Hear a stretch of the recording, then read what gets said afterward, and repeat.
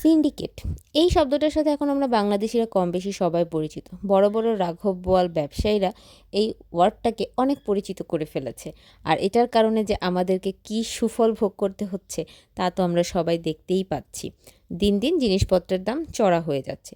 তো চিন্তা করলাম আমরা গৃহিণীরা কেন না এটাকে ইউজ করি। তবে আমরা এটা ইউজ করি ভালো কাজে। এই যেমন এখন শীতকাল চলে এসেছে, শীতকালে তো সব সবজির দামই মোটামুটি অনেক কম। আর যেই সবজিগুলো শীত ছাড়া পাওয়াই যায় না সেগুলোর ব্যাপার তো একদমই আলাদা।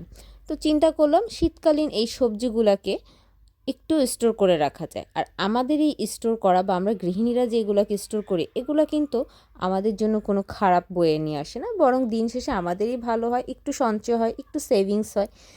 তো সেই উদ্যোগেই নেমে পড়লাম। খাবার শীতকালের যে সবজি সেগুলোকে কিভাবে স্টোর করা যায়। নর্মালি শীতকালে অনেক সবজি আছে যেগুলা অন্য সময় পাওয়া যায় না, সেগুলোকে তো স্টোর করেছি। এছাড়া যেই সবজিগুলা শীতকালীন ছাড়া পাওয়া যায় বাট একদম হাতের নাগালে, যেমন টমেটো, গাজর, এই টাইপের সবজিগুলো, ধনেপাতা, এগুলো আপনি শীত ছাড়া কিনতে যান, সিজন ছাড়া কিনতে যান, চড়া দামে কিনতে হয়। আমি তো এমনও দেখেছি এবার টমেটো গাজরের দাম 150-200 টাকাও ছাড়িয়ে গিয়েছে। তখন স্বাদ থাকলেও মনে হয়নি যে আর কিনে খাই এত দাম দিয়ে। তাই চিন্তা করলাম এবার আর কোনো রিস্ক নিব না, এবার এই কম দামে পাওয়া সবজিগুলোকে এই সিজনেই সুযোগ নিতে হবে, একদম স্টোর করে ফেলবো। আমাদের এখানে দেখলাম টমেটোর কেজি মাত্র 25 থেকে 30 টাকা। তো চিন্তা করলাম বেশ কিছু কিনে নেওয়া যায়। এগুলোকে কিভাবে স্টোর করা যায়, একদম ধুয়ে পরিষ্কার করে কেটে ফ্রোজেন করে ফেলেছি। আর মটরশুঁটি, এটা তো সিজন ছাড়া পাওয়াই যায় না। পেঁয়াজ কলি, এগুলোও সিজন ছাড়া পাওয়া যায় না। সো এগুলোকে তো মাস্ট আমার ফ্রোজেন করতে হবে।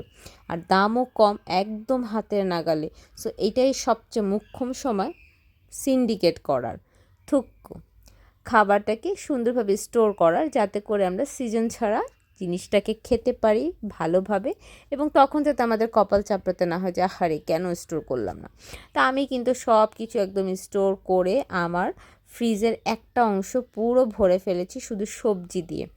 আপনাদের সাথে শেয়ার করব যে আমি আমার নর্মাল ফ্রিজের যে ফ্রিজার সাইডটা আছে সেটাকে কি করেছি, একেবারে সব স্টোর করা। ধনে পাতা থেকে শুরু করে গাজর, টমেটো, পেঁয়াজ পাতা, মটরশুঁটি তো দেখলেনই, সব কিছু একদম বরফ করে ফেলেছি, ফ্রোজেন হয়ে গিয়েছে। আর টমেটোটা এই ফ্রিজে রাখার আর জায়গা হয়নি, তাই সেটাকে চেস্ট ফ্রিজে রাখা হয়েছে। আর আমি আমার এই নর্মাল রেফ্রিজারেটরের ডিপ সাইডে কোনো মাছ মাংস কিচ্ছু রাখি না, কারণ মাছ মাংস রাখলে নাকি এই ফ্রিজগুলো খুব তাড়াতাড়ি নষ্ট হয়ে যাওয়ার একটা চান্স থাকে।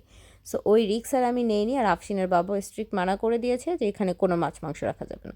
সো এই ফ্রিজটাকে কিভাবে কাজে লাগানো যায়, এই যে শীতকালীন সব সবজি স্টোর করে, যেগুলা আমি সিজন ছাড়া তো চিন্তাই করা যায় না কেনার কথা বা পাওয়ার কথা। তো এইভাবে করে সুন্দরভাবে যদি একটু গুছিয়ে নেওয়া যায় তাহলে কিন্তু আমাদের সংসারের খরচটা অনেক কমে আসে। আর আমরা চাইলেই সুন্দরভাবে মনের মতো করে সারা বছর এই শীতকালীন সবজিগুলোকে উপভোগ করতে পারি। গাজরটাকে আমি গ্রেট করে নিয়েছি, কারণ এগুলো অনেক সময় একটু নুডলস ইউজ করা যায়, একটু ডেজার্ট বানাতে তৈরি করা যায়। আর আমি কিন্তু নারিকেলটাকেও ছাড়িনি, দেখেন নারিকেলকেও একদম কুচু করে ফ্রোজেন করে ফেলেছি। ফ্রিজ আপ করে রাখলে সারা বছর অনায়াসে আপনি সবজিগুলো খেতে পারবেন। শুধু খেয়াল রাখতে হবে যখন আপনি ইউজ করবেন সাথে সাথে ফ্রিজ থেকে নামাবেন, আবার ফ্রিজে এটা ঢুকিয়ে ফেলতে হবে। That's it.